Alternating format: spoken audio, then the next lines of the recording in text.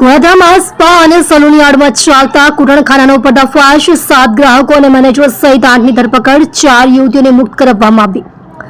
સુરત શહેરના વડોદરા વિસ્તારમાં આવેલા કિંગ યુનિસેક્સ સલૂન સ્પા નામની દુકાન અને સલૂનની આડમાં ચાલતા કૂટણખાનાનો પર્દાફાશ થયો છે।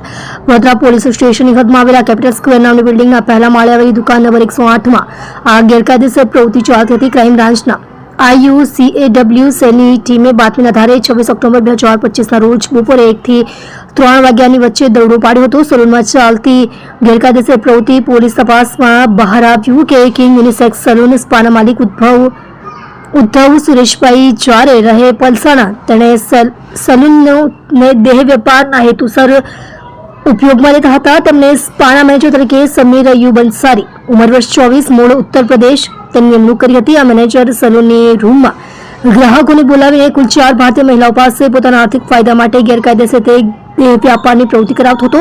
તે ગ્રાહકો પાસેથી પૈસા લઈને પોતાનું કમિશન કાઢી ગુનો આચરતો હતો। મેનેજર સહિત 7 ગ્રાહકો ઝડપાયા।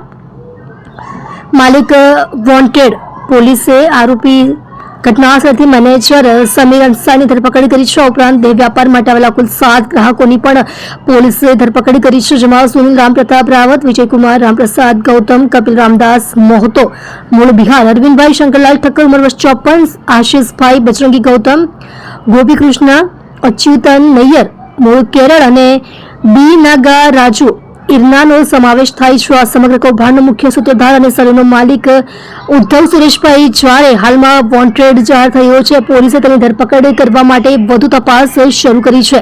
આરોપી વિરુદ્ધ ગોધરા પોલીસ સ્ટેશનમાં ઇમોરલ ટ્રાફિકિંગ પ્રિવેન્શન એક્ટ 1956 ની કલમ 3, 4, 5, 7 તેમજ ભારતીય ન્યાય સંહિતાની કલમ 144, 2 અને 54 મુજબ ગુનો દાખલ કરવામાં આવ્યો છે। પોલીસે સ્પા મેનેજર અને ગ્રાહકોની ધરપકડ કરી કાયદેસરની કાર્યવાહી હાથ ધરી છે। આ દરોડો police sub inspector JS Ramanandi અને ટીમ દ્વારા કરાયો હતો।